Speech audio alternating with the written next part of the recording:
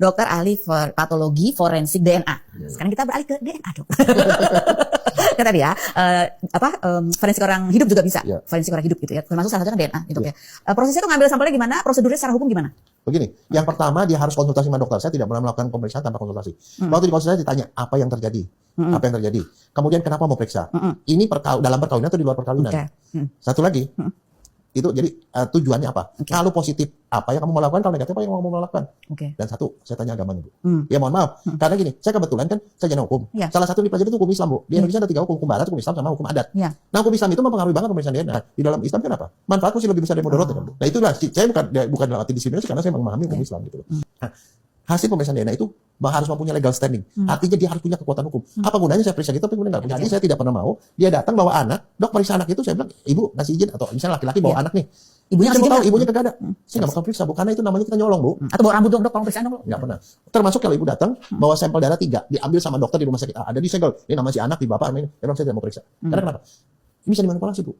Kalau dia nggak mau itu anaknya, kan bagian darah anaknya itu kan darah orang kan. Selesai. Nah, makanya itu saat pegang itu, waktu saya ambil sampel, saya foto, Bu.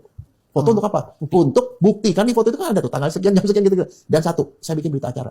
Berita acara, terus kemudian persetujuan bapak dan yang laki dan perempuan ini, yaitu ada saksi 2 di foto. Dan kemudian saya minta itu dokumen resmi, KTP, akta lahir. Setelah pemeriksaan kita ngomong, nah hasilnya itu saya kasih 2, satu buat si pihak perempuan, satu si pihak laki. Dan hasil ini punya kekuatan hukum, Bu, punya legal standing. Kenapa? Karena untuk legal standing itu harus diperiksa oleh orang yang memang ahli DNA forensik, dilakukan di institusi yang benar.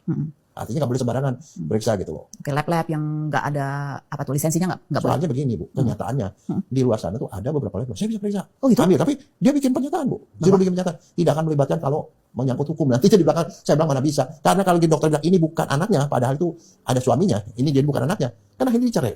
Itu dipakai buat cerai, Bu. Dipakai buat ngurusin waris, Bu. Dipakai kalau yang Islam bahkan untuk dia jadi wali nikah, kan harus bapak resminya, Bu. Bapak aslinya. Jadi dan begitu kalau udah keluar surat lahir atas nama orang yang bukan bapaknya, kan harus dibatalkan, Bu, diganti sama. Jadi walaupun ada klinik-klinik yang menawarkan itu, selama dia bukan klinik lembaga yang resmi, ya tidak punya legal standingnya. Iya, dan satu yang ibu mesti tanya itu, dia itu yang periksa itu memang kompeten apa enggak? Ya kalau nggak kompeten, tahunya kompeten dari mana, Dok? Ya mesti tahu dia mesti ahli DNA forensik. Tapi ada mungkin nggak sih, walaupun sudah dilakukan dengan prosedur yang benar seperti yang dokter lakukan, ada foto pada saat pengambilan sampel, kemudian ada berita acara, ada saksi juga, mungkin nggak sih sampel itu tercemar? Kalau tercemar mungkin, Bu. Tapi satu juga yang pernah bisa terjadi, Bu. Orang itu nipu identitas. Ibu pernah ke rumah sakit nggak? Pernah. Ke rumah sakit kan ditanya KTP-nya, Bu. Ibu datang sebagai pasti KTP. Ibu kasih KTP kan? Pernah nggak seorang itu KTP dilihatin muka ibu? Enggak juga. Ya, jadi kalau ibu datang atas nama orang lain, bisa nggak? Bisa juga. Nah kalau itu salah, hasilnya salah juga kan?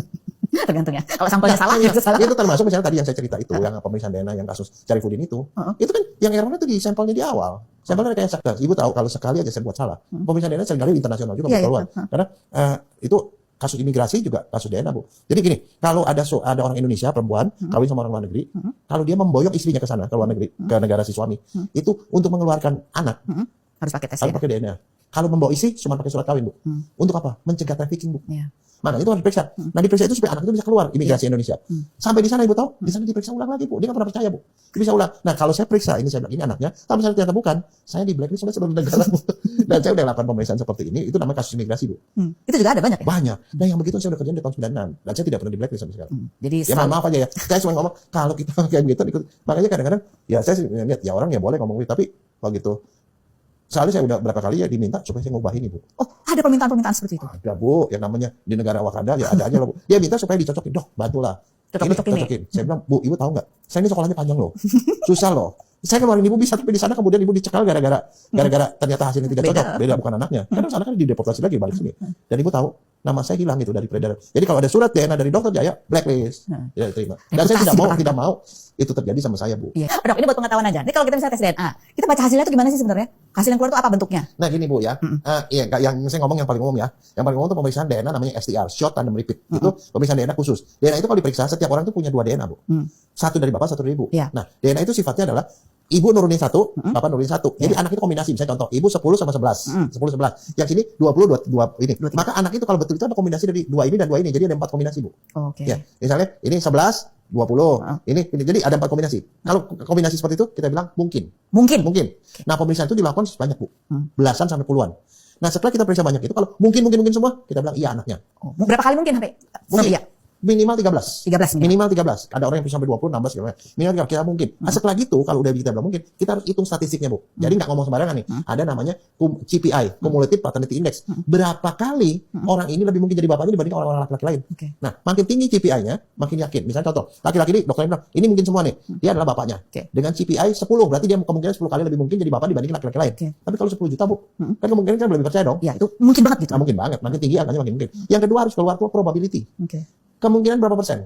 99,99% yakin. Pasti. Aku yakin itu. Kalau misalnya 80% ya ada kemungkinan meleset 20%. Jadi dua angka itu harus keluar. CPI sama probability. Nah, bagaimana menghitung itu? Harus belajar statistik, Bu. Dokter 10 terus. Saya khusus belajar statistik itu sekolah ke Taiwan lagi, Bu. Beda lagi? Lah, beda lagi, Bu. Itu tapi nggak pakai gelar, tapi saya belajar untuk menghitung itu, Bu. Oh, wow. Nah, menghitung itu dan kemudian saya membuat database DNA orang Indonesia. Karena kita mesti pakai data laki-laki Indonesia dong. Kan yang ini laki-laki Indonesia. Tapi dibandingin laki-laki Indonesia yang lain gimana gitu. Kalau di luar negeri beda lagi, Bu, laki-lakinya. Oh iya. Jadi Nah, makanya harus pakai database yang Indonesia. Indonesia punya database itu database saya yang buat pada waktu. dokter yang bikin database laki-laki dan perempuan. Enggak, orang Indonesia, Bu. Orang Indonesia. Tahun 2009, Bu. Itu database-nya ada internasional, Bu. Ibu cari Dokter Jaya DNA keluar itu. Nah, misalnya ada dapat nih sampel nih, misalnya kejahatan nih, cek ini siapa identitasnya, itu database. Hitungnya itu keluar angkanya itu kalau kita pakai database. Kalau nggak ada database nggak bakal keluar itu angka atau dokternya nggak bisa ngitung. Nah, kalau misalnya dari itu ada yang nggak cocok, misalnya contoh, ibunya 10 20. Nih 17 sama 30 misalnya. Tapi ibunya turun satu, yang satu dicari ke bapak nggak ada.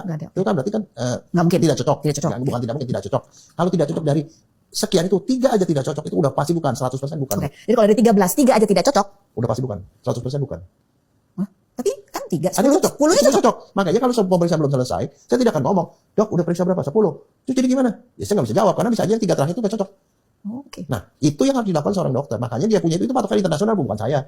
Bukan saya. Dan jadi kalau kita udah ikuti kaidah itu, ya baru kita bisa ngomong. Jadi kalau nanti misalnya contoh ada satu pemeriksaan DNA, nggak ada CPI, nggak ada probability, itu kita bisa lakukan. Ini dihitung apa enggak? Kalau nggak dihitung, bagaimana caranya dia bisa bikin yakin apa enggak?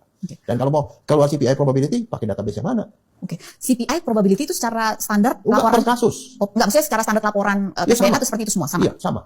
Karena itu ibu ini boleh ngecek lah di internasional juga laporannya harus seperti itu. CPI dan probability. Kalau misalnya probability-nya 0, mungkin? Kita nggak ngomong itu, probability mungkin apa nggak mungkin. Kalau nggak mungkin itu 100% tidak mungkin. 100% 0 tidak mungkin. Jadi kita bilang orang ini bukan tapi mungkin keluar angka 0% itu mungkin. Nggak mungkin. Nggak lazim lah, Bu. Nggak lazim. Yang ini adalah bukan si anak si laki-laki itu, bukan udah langsung.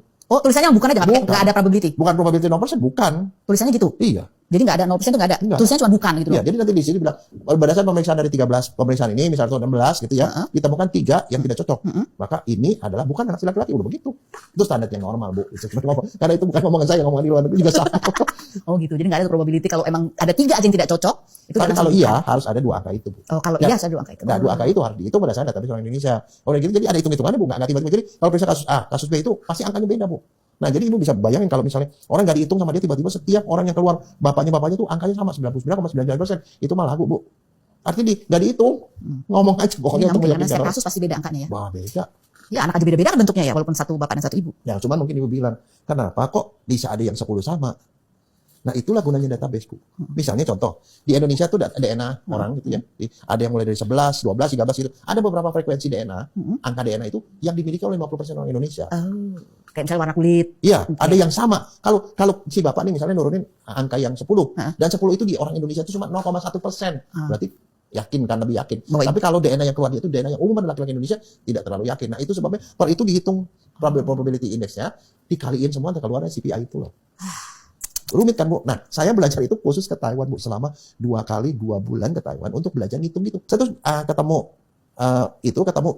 dokter forensik internasional. Salah satu yang saya temuin itu Profesor Chung, Hisun Chung namanya. Dia presiden dari toksikologi internasional. Jadi ahli racun internasional. Dia ketemu dia ngomong gini, Dokter Atmaja, I agree with you. What's about? Saya bilang, about this. Why? Yang ngomong benar katanya. Ahli racun internasional loh. Oh gitu sih. Ya berarti gue benar itu aja. Walaupun saya nggak sejago dia itu presidennya seluruh dunia tuh ahli toksikologi, dia ketuanya. Seluruh dunia dia. Iya. Jadi itu kebanyakan yang pakar internasional itu teman saya semua. Luar biasa dokter Jaya.